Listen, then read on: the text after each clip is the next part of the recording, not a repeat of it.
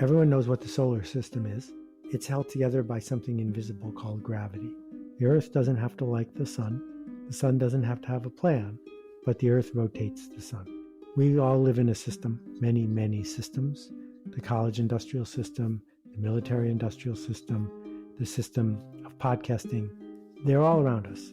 And a chicken is just an egg's way of making another egg, that the system perpetuates itself. We should see the system. We should realize we can either try to change it, which is a long shot, or surf it and let it work for us. In a corporate world where all employees have great leaders with no egos that create fun cultures where people can do their best work, the employees and companies thrive while doing great things for the customers, themselves, and each other. Well, we know that rarely happens. I'm Jeff Palacio. I have been a leader for over 40 years for every t-shirt size company, from small 16 employees to extra large over 1 million. Please join me while I interview outstanding leaders that will share stories of great leadership and not so great. It will help you become a better leader while poking fun at all the crazy shit that happens in corporate America.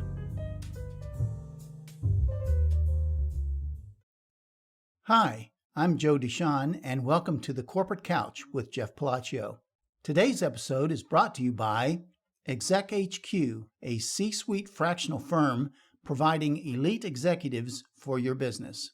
Today, Jeff is interviewing Seth Godin. Seth is an entrepreneur, a best-selling author, a teacher, and a public speaker. In addition to launching one of the most popular blogs in the world, he has written 21 best-selling books. His book, This is Marketing, was an instant bestseller in countries around the world, and his newest book, This is Strategy, will be released in October 2024. Seth has been inducted into both the Direct Marketing Hall of Fame and the Marketing Hall of Fame. You can learn more about Seth at sethgodin.com. Let's listen as Jeff talks to Seth.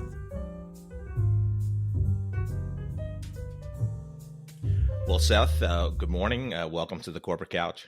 Thank you for having me, Jeff. I like being on the couch, looking up at the ceiling, talking to a pro. It's a pleasure to be here. Well, I'll try to at least meet your expectations. But yeah, it's an honor and a privilege to have you on. And it's also weird because I feel like I've had a 25-year relationship with you since Permission Marketing came out. So I've done over 100 interviews on my podcast, and some people I've known very well. But yeah, it's like I said, I've been following you and subscribed early on to the blog, I believe. And so just it's really fun. Excited to talk to you about your early career, and I know you have a book coming out.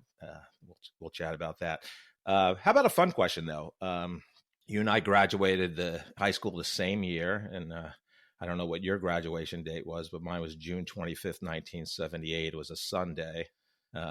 Being New York, born and raised, we got to go to the end of June. I'm in Kansas City now, and they go to mid-May type thing. So it's all different. But what would your high school, well, first, how many in your graduating class at Williamsville High School? About 400 people.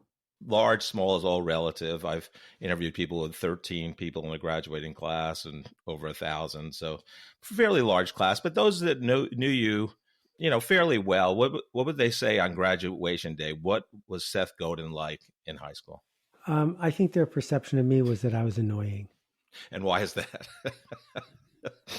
I wasn't shy about speaking up about things I thought I could make better. So I didn't complain, but I took action.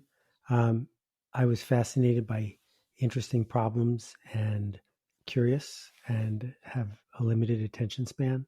None of those things work very well in high school. And I had a couple friends, but not very many. Mostly I had a lot of people around me who there was just a lot of motion and activity. We did the world's largest indoor miniature golf tournament. They wrote us up in the Guinness Book of World Records. And, I did the fundraising for the band and started a business that sold ice cream sandwiches. So there was always something crazy going on. And you were also the inventor when you were about 16 or 17 of the everything bagel, it seems like. No, that is not true. What I said was, if the everything bagel was invented in 1978, then I invented it because I was making them in 1977. But I know I did not invent the everything bagel. It's interesting what you can find on the internet. And I went back and looked at search bagel on your blog, and I found that you wrote a post about it. Yeah. So I'm real curious. We're going to talk about your new book, This is Strategy, and very excited about that. But part of that, what you want to help is people, that want to pick a great college to go to. So did you have a process? You went to Tufts. Like, what was your strategic decision, or did you have any at that point? I wrote a blog post about this in December of 2023. It's not just about college. It's about all the decisions we make. The thing about college that's so heartbreaking is that it shouldn't be a $250,000 decision. And if it is a $250,000 decision, it shouldn't be made by a 17-year-old. And what happens is people who want a sticker on their car, who mean well, who are thinking hard about their kid's future, look for a famous college. Famous doesn't mean good. It just means famous. Kids look for a place with a famous football team, with cute people on campus, with good weather on the day they visit. They're making a decision, the biggest decision perhaps of their life, with all the wrong information. And there's going to be a huge shakeout in private education. It's already happening. And I think it's a symptom of how easy it is to indoctrinate people with a system that doesn't have their best interests at heart. Yeah, it's so interesting. I totally agree. I mean, it's so hard for an 18-year-old to decide what they want to do in their whole life. And for me, it was hard. I had no decision-making process outside. My father was a union welder, and he said, go into business when I was young, and don't work with your hands like me. And I got into computers because I knew I could get a job, because it was an up-and-coming thing in 1978, and had a one semester class in high school with paper tape and programmed. So I was a business major, and my focus was information systems and finance. So, I don't know if it was a strategic decision, but yeah. So and you were a computer science major also? Sort of. I've been, so technically the piece of paper says that. I've been working with computers since 1976. I've never been very good at it, but I've always been fairly eager to see what the next frontier might bring. And then and it looked like, I couldn't find this information, but it looked like you went right from Tufts to get your MBA at Stanford. Is that correct? That's right. There were 3 or 4 of us who were the youngest people in the class. And at Tufts, I had co-founded a business that got very big. So that counted, I guess, to get me in. And I went so that I could skip the years spent doing brain dead work, so that I could get the job that I wanted after that. And what was that job at? I'm sorry, what was that business at Tufts? It was called, it's still in business. It's called Tufts Student Resources. We had a temporary employment agency, a snack bar, a ticket bureau, a travel agency, a birthday cake business, a snack business, a laundry business, and 7 other ones. I launched a business every week or 2. Wow. And where did you? It was super I'm fun. sure. Where did you get this entrepreneurial, spirit and, kind of mind? So this is the trap, Jeff, and this is why I rarely do the biographical narrative. And the trap is that, I just did a blog post recently about the mistake we make about bicycle riding. We look at someone who can't ride a bike, and we think that person's never going to be able to ride a bike. And we look at someone who can ride a bike, and we say, well, of course, they're great at it. They were born to ride a bike. And neither one is true. That it's a momentum sport. Once you're good at riding a bike, it's easy. It's really easy. And the same thing is true for public speaking. Same thing is true for leadership. And it's also true for the kind of entrepreneurship that I do. I wasn't born with it. I won the parent lottery. There's no doubt about it. But when you hear someone like me tell war stories, it's easy to say, well, I'm not them, so I'll never be able to do it. And I would say to you, have you ever once told a joke that was funny? Have you ever once solved an interesting problem? Have you ever once noticed something that other people weren't noticing? If the answer is you've done it once, then you can do it again. And I'm not a stand-up comedian, but I believe I could become one because I've told a joke once that was funny. I could do it again. And so the way that I launched all those businesses with my partner Steve is we did one, and then I didn't stop. Oh, and by the way, I still tell the cannibal joke that I learned at the podcasting fellowship. So, uh, so there you go. Yeah, and again, everybody has their journey, and actually, that blog post about bicycle riding leadership and public speaking actually was published today. I know you write about 5 a day, and so you have a lot in the can, I guess, as they call it. But yeah, that was actually published today, so I did read it.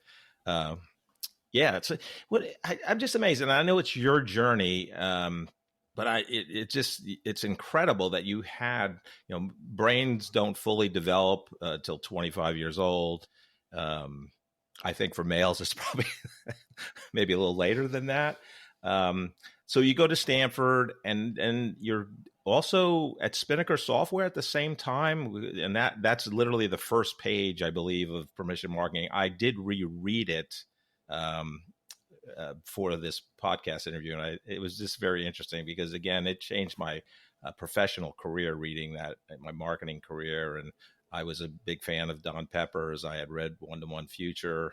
Don actually came to Sprint when I was there and talked to the marketing team. And I used to go to database marketing conferences with Arthur Hughes and, in the early 90s. So I was well aware of the One-to-One Future. Somebody had given me The Great Marketing Turnaround by Stan Rapp and Tom Collins. That changed me too. But you went to Spinnaker at the same time as you were at Stanford, it seemed like, and then you were given all this money. Like, you're a 23-year-old brand manager, and you're, in the top 200 advertisers in the country. What was that experience like for you? Well, apologies to my friend Don and to Stan. Those books didn't change you. You changed you. Those books showed up when you were ready to change. And that's one of the best things about being an author is you get credit for being present when the reader is ready to go. So we make choices. When I got into Stanford, it was a special time to be in an MBA program. And a lot of people, almost all my classmates, went to investment banking. They went to consulting firms. They made an easy choice. And I made a hard choice because, number one, I wanted a job 3,000 miles away from school because that's where my significant other was.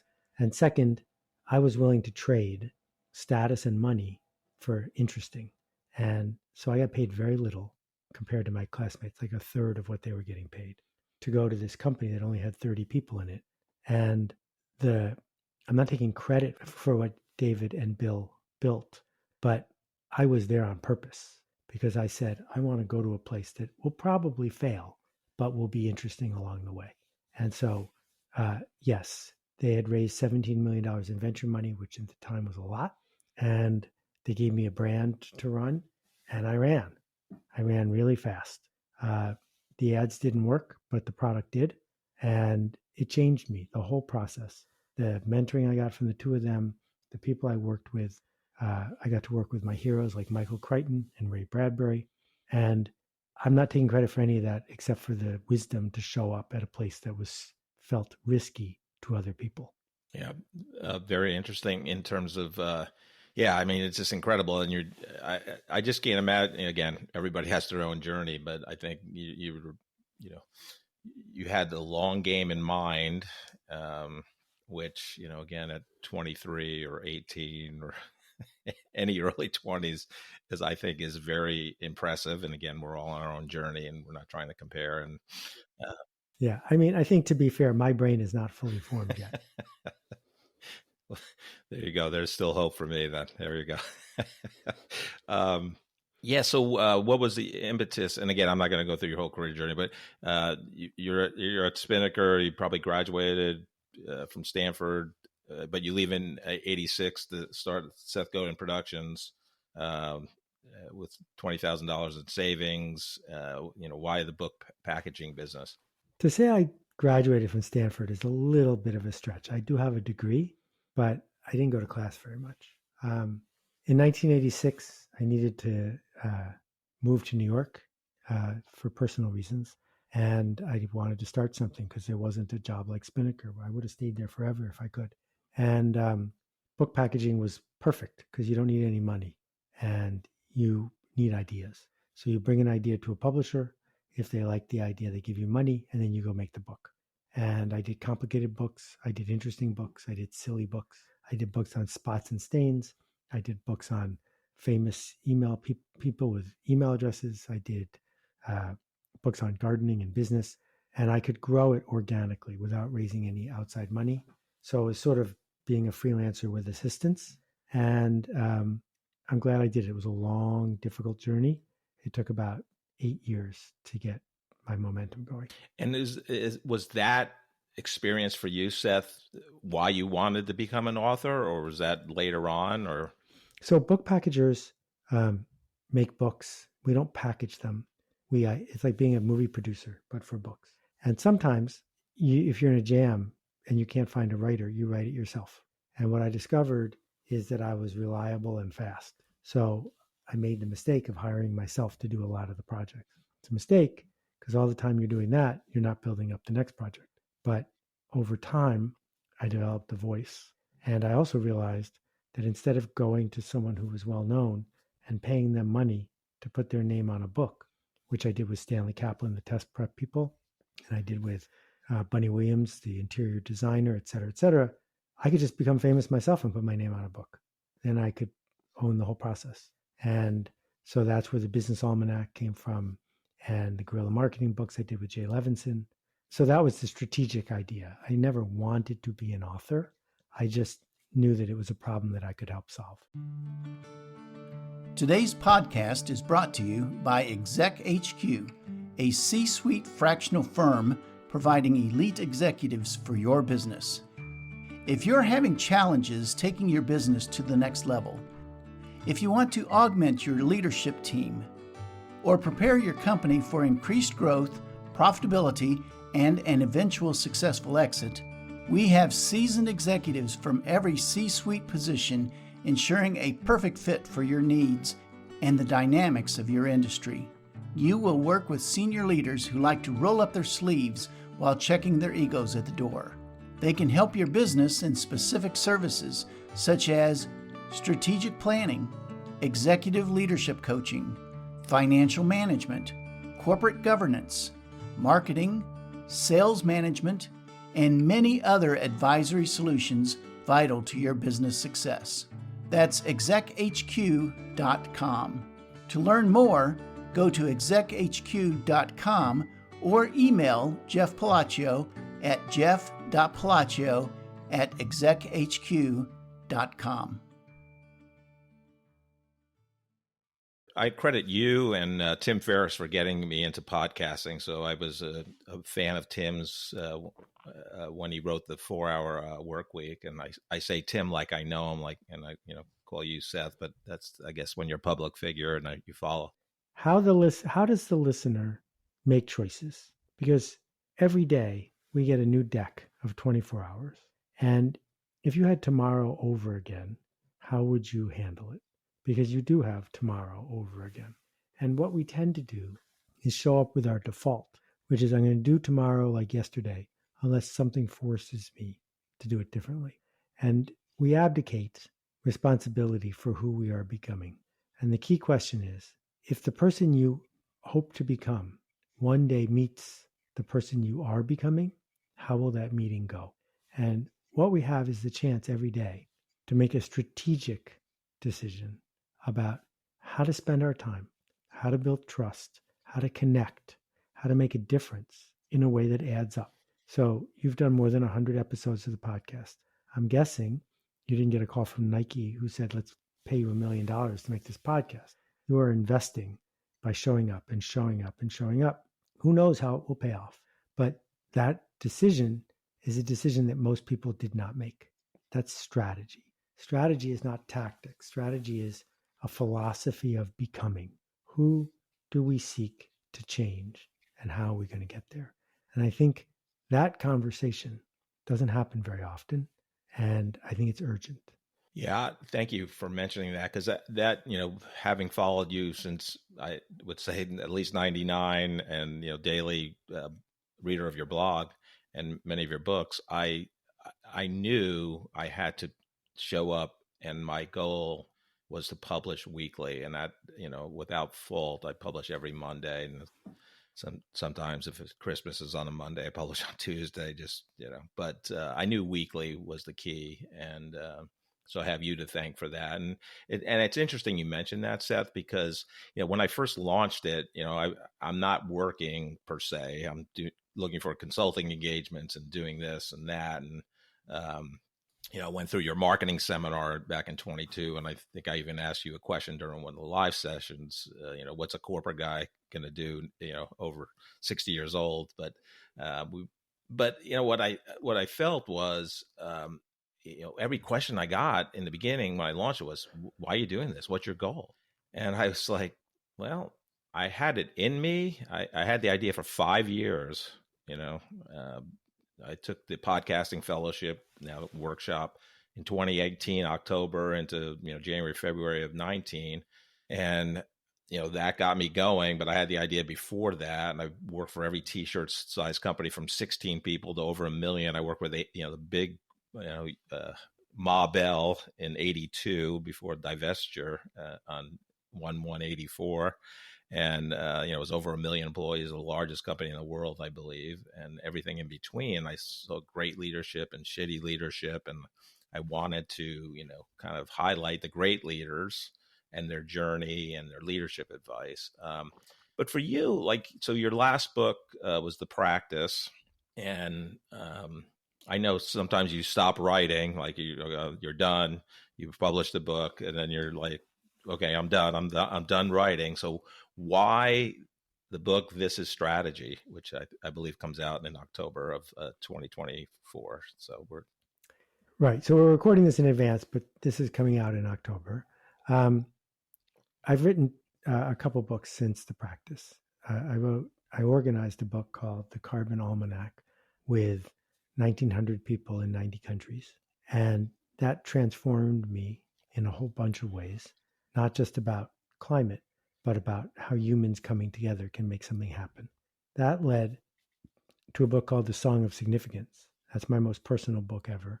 And it was about what's work even for? And what I realized is that most of the people who came to me as friends for advice thought they were asking for marketing help. And they don't have a marketing problem. They have a strategy problem. And as I thought about how I'm answering their questions and what I see that they don't see, it turned into some essays. And then the essays turned into a packet that I thought could be helpful to people. And I decided to test it. So I turned it into 40 videos, which are now a Udemy course. And I did it with the 300 people who signed up in purple.space who wanted to workshop it. It was very cool to be able to watch people respond to my lessons from above. Like I'm sitting in the discussion board and you can see everyone interacting. So that led my work to get better. And then I had a book. And the hard part of a book for me is not writing it. It's everything that happens once you've finished it. And then I have to decide. I have 5 books that have never been published that are just sitting on a hard drive. But this one was worth it because I thought other people would really benefit from having a conversation about their strategy, their team's strategy. And so I decided to put in the effort to bring it to people. So here I am. Yeah, I mean, again, having worked for a lot of different companies, a lot of different leaders, a lot of different industries, I think strategy is the one thing that's lacking. I'm always empathetic to job seekers, just because I've been in involuntary transition so many times. But maybe there was one. You gave me a preview of the book. about 30 pages, which I read several times. Um, you say most people go through the process wrong. They find the job and then they try to back into the why. I think there's about 17 questions you're supposed to ask yourself. But explain that in terms of a job seeker, Seth. It's really hard to find a job these days because it's turned into something almost like Tinder. You've got thousands of people applying for thousands of jobs, thousands of times, all of which are intermediated by a computer. The humanity of it is being ripped out. And we also have this shift that is hard to notice of people with side hustles, freelancing, gig work, and a lot of jobs are being replaced by AI. Because if I can write it down, I can get a computer to do it faster and cheaper than you. So when you add all that up, it's easy if you've been indoctrinated into believing that you have to get a job at a fairly famous company that feels very stable to just get focused on the tactics of how do I get this job? But you just skipped all the strategy steps of what kind of value do I want to create? Who do I want to be sitting next to? What do I want to learn? What do I bring to the table? What are my assets? And if you skip all those things, you're going to be a victim of the system. And we only get today this one time. So if you are privileged enough to be indoors and have enough technology to be listening to the two of us talking, you have enough privilege to make a choice about how you're going to spend the next week, year, decade of your life. And if you're going to be a victim of the first person who hires you, then your agency goes out the window, and so does your leverage. So not everyone should be an entrepreneur, but everyone should realize they own tomorrow, and you should not just sell it to the first bidder. Yeah. I mean, that's great advice. And you kind of touched on it, but it's incredible the amount of companies and how they treat prospective job seekers or people they've interviewed. Even best companies to work for, in air quotes, I guess when you get there, that's great. So the one person that gets a job must be a phenomenal culture because they're on all these lists, but the 4 other people you rejected and, sent them they spent hours, 20, 30 hours to prepare, dress up, buy new clothes, research the company, look at people's LinkedIn. They send a templated email or nothing. And it's just, it's very interesting in terms of that. One of the key sentences in the book is, don't play games you can't win. And if you decide that the game you need to play is to be senior vice president at a high-rise tower of a company in New York where you get paid $700,000 a year, that's a lottery ticket. And I hope you win the lottery, but that's not a plan. Right. Yeah, talk about I know you broke it down kind of the strategy into time, games, empathy, and systems. Maybe talk a little bit about those 4 pillars of your book. Okay, so systems. Everyone knows what the solar system is. It's held together by something invisible called gravity. The Earth doesn't have to like the sun. The sun doesn't have to have a plan, but the Earth rotates the sun. We all live in a system, many, many systems. The college industrial system, the military industrial system, the system of podcasting, they're all around us. And a chicken is just an egg's way of making another egg, that the system perpetuates itself. We should see the system. We should realize we can either try to change it, which is a long shot, or surf it and let it work for us. And so that's one. Second is games. Games are any situation with rules and scarcity, with players and outcomes. A game doesn't have to be chess. Every interaction we're having with other people at some level is a game. By calling it a game, we can learn from game theory, and also we don't have to take ourselves so damn seriously. Third one is empathy, realizing everyone else doesn't know what we know, doesn't want what we want, doesn't see what we see, and that's okay. Because if we can't trust other people to make a choice, they're not going to pick what we want. We have to create the conditions for them to pick what they want. And the biggest one, the unseen one, is time. That every graph, every chart that you see, bell curves, statistics, they all involve time on the x-axis. Tomorrow and tomorrow and tomorrow. And we pretend it's all happening all at once, right?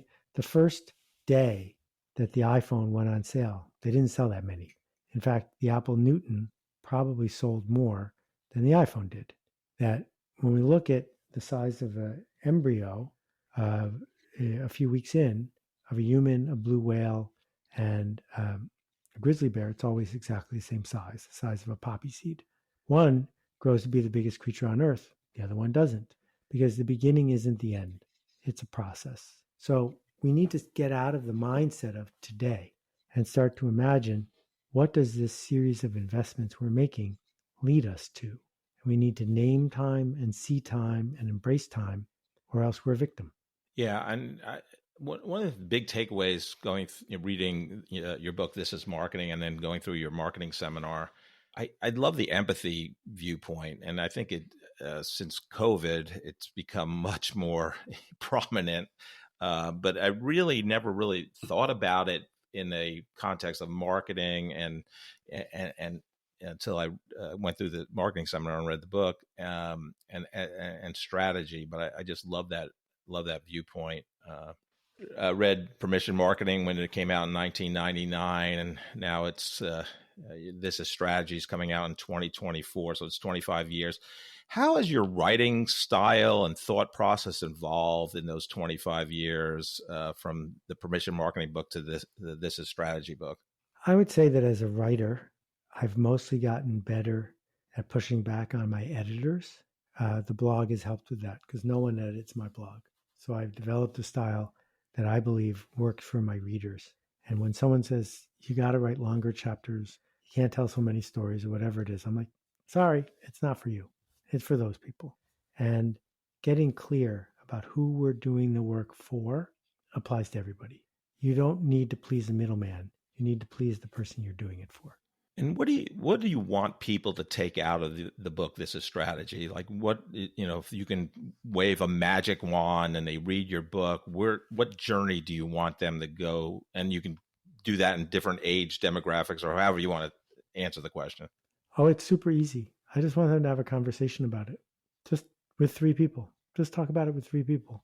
If that happens, you will have gotten your $30 worth. And I did pre-order it, just so you know. So just maybe one last question, and maybe probably not a quick answer, but you can give one. Where do you see the future of work going? So let's pretend it's 2030, a 22-year-old. Maybe that still goes to college, comes out of a college graduation ceremony. What do you see then? I know, no one can see the future, but I'd love your thoughts on that. Work is not a job. Jobs are a momentary blip. Work is creating value that other people want to pay for. And in the world of AI, brain dead jobs go away. They just go away. And so what are you going to do that an AI can't do? That's the work. Well, Seth, I want to just thank you, one, for appearing on the Corporate Couch, but more importantly, your influence on my professional and personal career or personal life over the last 25 plus years. I think you're a brilliant thinker, you're generous, and I'm honored that I was able to talk to you today. So thank you. Well, thank you, Jeff. Thanks for showing up on the regular and making this ruckus. It's really a pleasure. Well, what happens when you kind of know someone for 25 years based on all the work the person has done, like Seth, reading not his first book, but his kind of first bestseller that he wrote alone, Permission Marketing, in 1999, and 25 years later, talking to him for the first time, one-on-one, via Zoom, of course. Yeah, I mean, it was just, and it was funny, Joe, you and I have chatted about, like, I wasn't nervous at all. And then the interview started, and the more the interview went on, I felt more nervous because I know he says, I don't want anyone to compare themselves to me, and he's generous and his ideas, and it's not about his journey, it's about ours. But damn, the guy, he thinks at a different level. He's just in a different category of everything. It's amazing. I'm not a Rhodes Scholar and I'm not an idiot, but I'm somewhere in between. But like that guy, and I treat everybody's the same. We're all human beings, and that's all good. But I like the guy. He's different. Like, I love him. I mean, he's such a big impact on my life, definitely professionally. Permission marketing changed my whole marketing. Not changed it entirely, because I had read One to One Future, Don Peppers and Martha Rogers. He's friends with Don, and database marketing by Arthur Hughes, and so I was on that path. But permission marketing really solidified a lot for me. And then I started following him and read his blog every day, and it was just different, and I don't even know what I can talk about that he talked about, because it's a short interview, so he says such great things, and he just about jobs going to look like, and it's jobs are not work. Do the work. Do valuable work for people. Don't think of it as job. It's just. Be strategic. I'm excited to read his book. This is strategy. You and I got the 30-page. We got the advance for that excerpt of it, and we got the advance for that, and it's about the same thing. And everything that he says is so compact and so meaningful. There's so much in it. I've never known anybody that can put so much into so few words. It's just an amazing talent that he's got. And it's like Mark Twain said, to his friend, I had to write you a long letter because I didn't have time for a short one. Yeah. And that's Seth. Like, he puts stuff, it's compact. Abraham Lincoln's Gettysburg Address is 64 words, I think. So yeah. And it's a brilliantly written speech. But it probably took him 10 hours to write those 64 words or whatever it was. But Seth, somehow it comes out immediately. It even came out impromptu in the interview. So yeah, I love his thought process too on on strategy. Strategy is a philosophy of becoming. Get out of the mindset of today. Yeah, showing up every day is the default. What if you could do tomorrow over again? What a brilliant line, because you can. Because you can. Have that. You can. And even when he came up with that, he said every day you get a new deck of 24 hours. It's like you get a new opportunity to do that. And I was thinking, well, think of the movie Groundhog Day, where that wasn't necessarily a gift, but it was a thing that happened. And he says, no, it is a gift. It's an opportunity to get opportunity to do something new, something different every day. So I thought it was amazing. Yeah. What else did you take out of the conversation? The one thing that really struck me, and I wrote this down, where he was talking about potential, and he said that he could be a stand-up comedian, and he knew that he could be a stand-up comedian. Why? Because he told a joke once and it was funny. Well, taken on its surface, I know that there's a little bit more to being a stand-up comedian than telling one joke like that. But on the other hand, I got to believe that he could do it because he believes he could do it.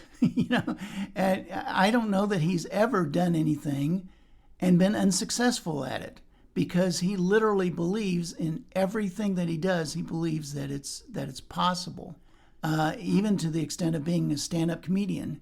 Yeah, I can do that. That's not hard. And it would be nice if everybody had that kind of mentality about themselves. That if you would think that you're trying to be something or do something, all you have to do is to believe that you can do it. And then you get a 24-hour cycle to do it, and then you get another 24-hour cycle to do it, and another 24-hour cycle to do it.